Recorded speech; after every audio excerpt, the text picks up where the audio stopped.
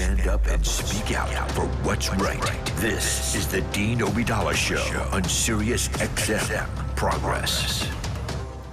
And welcome back, Dean Obeidallah Show. We're live here Tuesday, October 25th. And people on hold, stay on hold. We're going to have time for calls in a little bit. But right now, really happy to have on. And I saw him on, I think, Morning Joe or another MSNBC show, Adrian Fontes. He's a proud Arizona native, an honorable veteran of the United States Marine Corps, a former prosecutor. He was elected a Maricopa County recorder. And now, importantly, he's a Democratic nominee for Arizona's Secretary of State in what a key state with a slate of Republicans headed by Kari Lake right down to his opponent, Mark Finchem, are democracy deniers and potentially democracy killers. So, Adrian, welcome to the show, my friend. Thanks so much for having me, Dean. Appreciate it. Sure. So first, tell people, Secretary of State's not the thing like you, as a kid, you grow up, like, I want to be president or I want to be a senator. It's like, I want to be Secretary of State. So tell people why you wanted to run for Secretary of State. Well, I'm duty bound. My time in the Marine Corps taught me a whole bunch of great stuff, not just about this country, but about the idea that, when you're the best for the job, you got to get in there and you've got to make the sacrifice. And so we're here. We're in this race. We're doing relatively well. We're still gathering up reinforcements, if you will, and making it happen. But I will be the most qualified secretary to take office once we win. Moving into January. No one's ever taken this office having been a county recorder before, actually run elections before, actually been a registrar of voters before, actually having a SIRA certification. So I've got all that lined up and I'm ready to rock and roll. And that's great. And just so people know, the Maricopa County recorder, which you were elected to, is that the equivalent of like county clerk that we would have here, or people that run the elections in that county? Yeah, the county recorders, there's 15 counties in Arizona. The county recorders are the registrar of voters, and they run all of the early voting, which is the majority of our voting. In 2020, 92% of our voters use the early voting system. We work in conjunction with the county board of supervisors. They call them commissioners in other states. But Maricopa County is no small potatoes. We are the second largest voting jurisdiction in the United States, second only to Los Angeles County. That's remarkable. So share with us, what does the Secretary of State in Arizona do in regards to elections? So people understand the importance of this election if we want to make sure America remains a democratic republic going forward. Yeah, well, one of the most important roles of the Secretary of State is to be the lieutenant governor and to serve in that officer's absence. But there's three basic core areas: election services, business services, and public services. Public services, libraries and archives, museums, etc. Business services, trademark registration, notaries public, etc. But in election services, which is really the critical part that folks are concerned with, this is the officer that certifies the election. This is the person who certifies the equipment that tabulate the ballots statewide. This is the person who certifies the election officers who are the only ones allowed by law to execute certain duties to make sure that our elections run smoothly. And so it is a critically important office in the overall scheme of election administration in Arizona. So, and I'm chatting with Adrian Fontes, the Democratic nominee for Secretary of State in Arizona.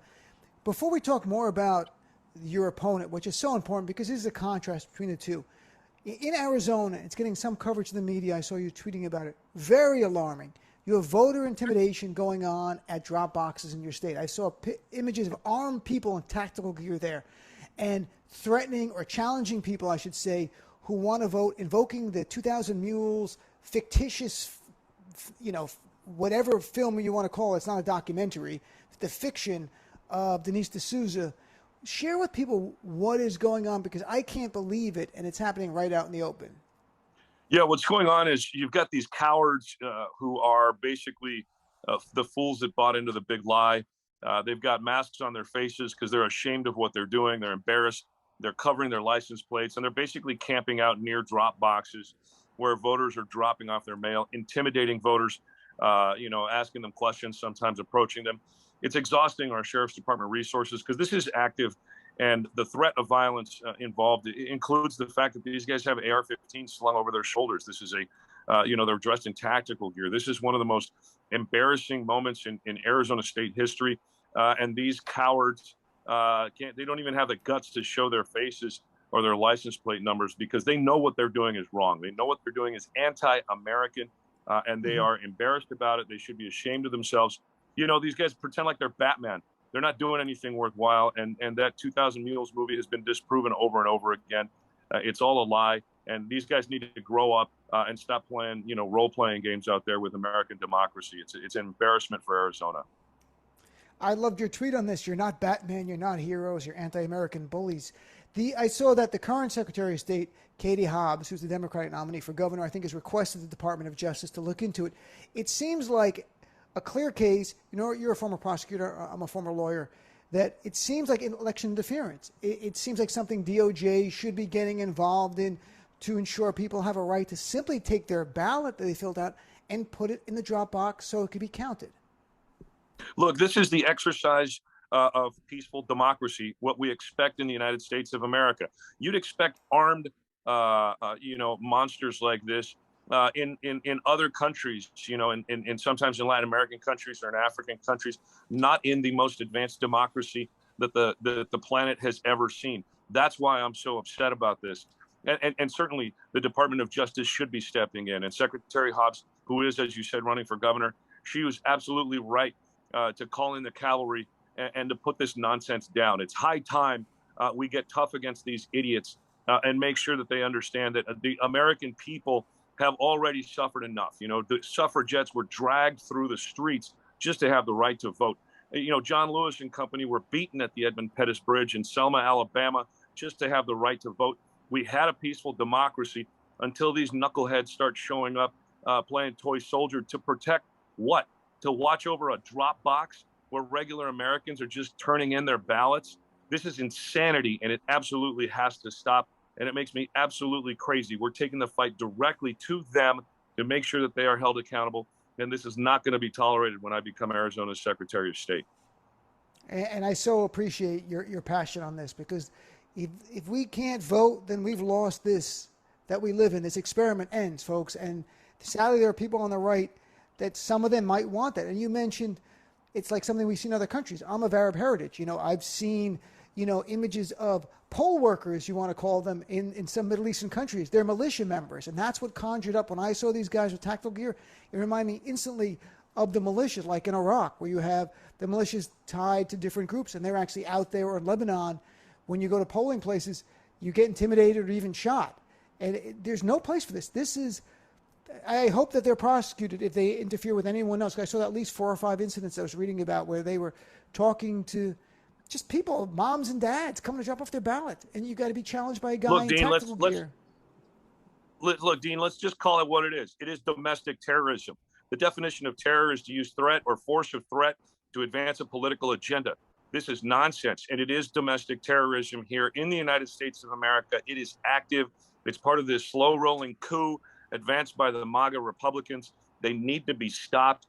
They need to be put down. But we're not going to do it with bullets. We're going to do it with ballots. We're going to do it at the ballot box. We're going to turn out our voters.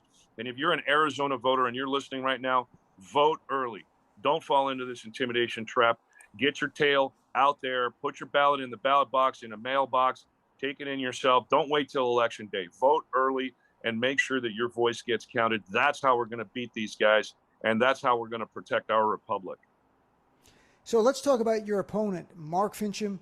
He is a guy who's at least tied to, if not a member of the Oath Keepers. He has been an advocate of election lies, at least somewhat involved in the fraudulent elector scheme. This is someone who's talked about if he won this election, he would go back and decertify the 2020 election, which you can't do. But just to give you a sense of the person, what else am I missing about the extremism of your opponent? Well, you're missing the fact that he's an anti-Semite.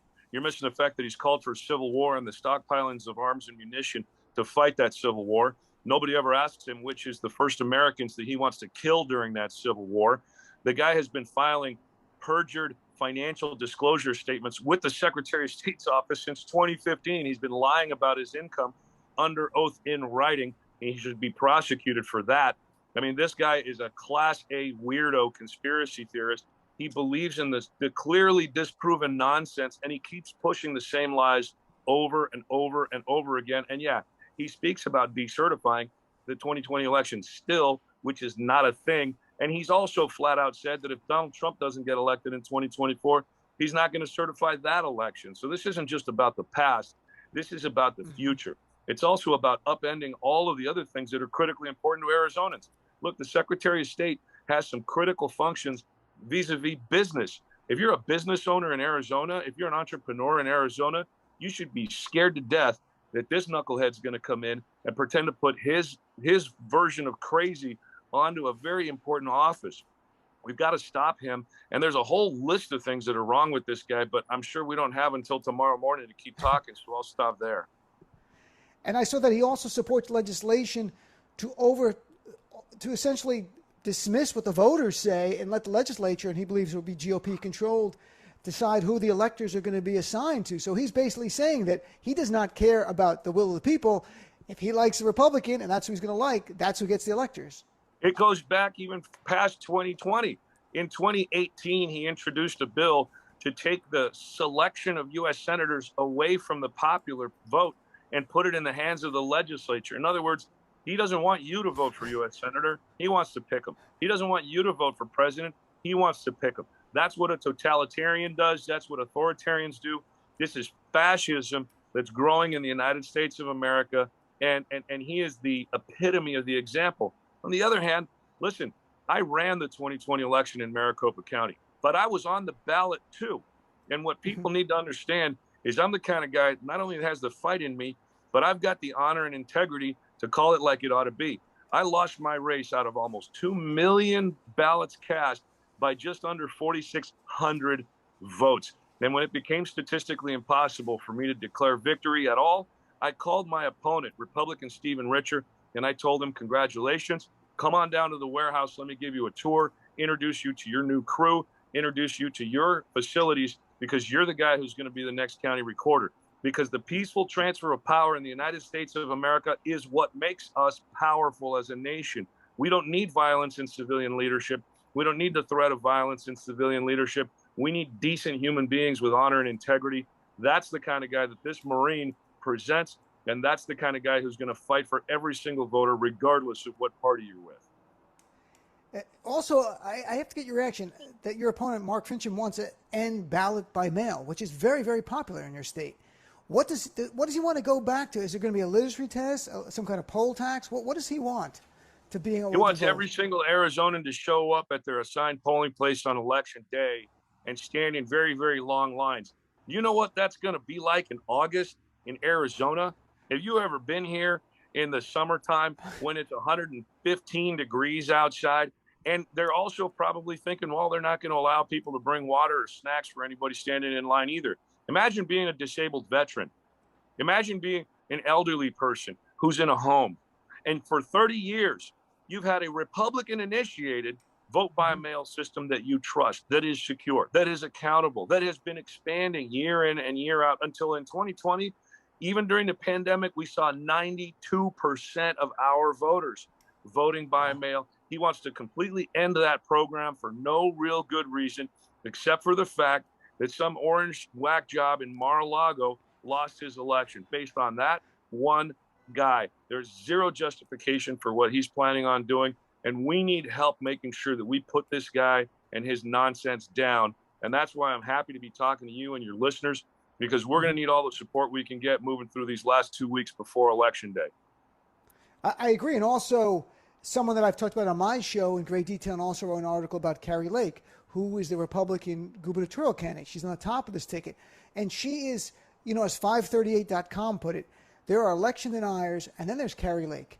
And what is going on with your GOP where, if I'm correct, the Attorney General candidate, your opponent, and Carrie Lake, all election deniers, all don't believe in democracy. What has happened to the Republican Party in your state that have given up on democracy? Well, it's not just our state, it's the whole country. But here's the circumstance. There are regular Republicans who are like McCain, Eisenhower Republicans, and then there's MAGA Republicans. Not all Republicans are election deniers. First, let's be very, very clear. This is not a party platform, at least insofar as most of the folks are concerned.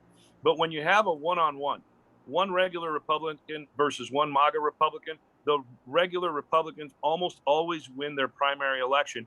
They're the ones that are running in the generals. But when you add one more, either on the regular side or the MAGA side, the Donald Trump endorsed MAGA candidate wins, because that's how the math works out. It's a vicious thing that happens. We had several candidates on the Republican side for U.S. Senate for governor, for attorney general, for secretary of state. And that's why we have the slate that we have on that side. It's just about the math. There are plenty of great Republicans left in Arizona. Many of them have endorsed my campaign. Former U.S. Attorney for the District of Arizona, Paul Charlton, has endorsed me. Rick Romley, Marine Corps veteran and former Maricopa County attorney for many, many years, has endorsed my campaign. A sitting member of the Arizona House of Representatives, Republican Joel John, has endorsed my campaign. First time in history you've had that kind of crossover. We have independents. We have business leaders. We've even got, our campaign had a fundraiser, and the headline host was an owner of our local NFL team. This is an important bipartisan race that I'm running because people don't want chaos and conspiracy theories in state government. They want stable heads who are passionate about making sure government just does its job and gets the hell out of the way. Your race is vitally important in your state. I see that it looks neck and neck as well with Katie Hobbs and against Kari Lake. Anything you can share about that, and how is Secretary Hobbs doing with her campaigning? Well, Secretary Hobbs has got a horse race on their race. Senator Mark Kelly is doing well in his race. Yep. There's another race that's up in the air at the Attorney General's race, but our internals put us in a pretty good place, and there was the Susquehanna poll out today. It puts us up 4.3 points just at the top of the margin of error. That's consistent with our internals that have been tracking for the last period of time, several months now. Look, we're not confident at all. We're going to fight like we're 6 to 8 points behind. We've got to make sure to put this thing away, and that's why we're hoping folks will jump in and help. We've got to stay on the air. We're on TV. We're on radio. In fact, we're on radio in English and Spanish and in Dene up in Navajo, because we've got to make sure our indigenous friends are getting the information they need. We're on billboards and all over the place, and that's not cheap. So, I'm hoping that your listeners will be able to come on board, join the team, and help us push through all the way past November 8th to victory. And what's the website, Adrian, that they can go to if they want to volunteer time, donate money, get involved? Well, all those things are possible. In fact, the volunteering is really great. Our volunteer coordinator's in Pennsylvania. She just moved out this summer during the primary, but she stayed on the campaign. Look, go to electfontes.com. My last name is spelled Fontes, electfontes.com. You can donate, pitch in $5-10. Every little bit helps. You can get on there to help do our text messaging, to help do our phone banking, to help do all kinds of great stuff. We've got people all over the country doing postcards and stuff. We really need all hands on deck on this. We're going to put this MAGA guy down. Mark Fincham shouldn't be in elected office right now. He was actually one of the planners of the January 6th insurrection against the Capitol. Another thing we forgot to mention, oh, by the way, we really got to win this. So go to electfontes.com and pitch in if you can. Adrian, you defended our democracy as a U.S. Marine, and now you're defending our democracy running for Secretary of State of Arizona. So, thank you for your service. Thank you for continued passion to our democratic republic. So, again, Adrian Fontes, go to the website, check it out. We have a lot of listeners from Arizona. We have a lot of callers from Arizona, so I'm pretty sure we got a good number of listeners as well. And support Adrian anywhere you are in the country. Thanks, brother. Thanks so much for being on. I look forward to chatting with you after you win this election to talk about doing more to preserve our democracy. Thanks so much for having me, and have yourself a great rest of the week. Thanks, everybody. You too.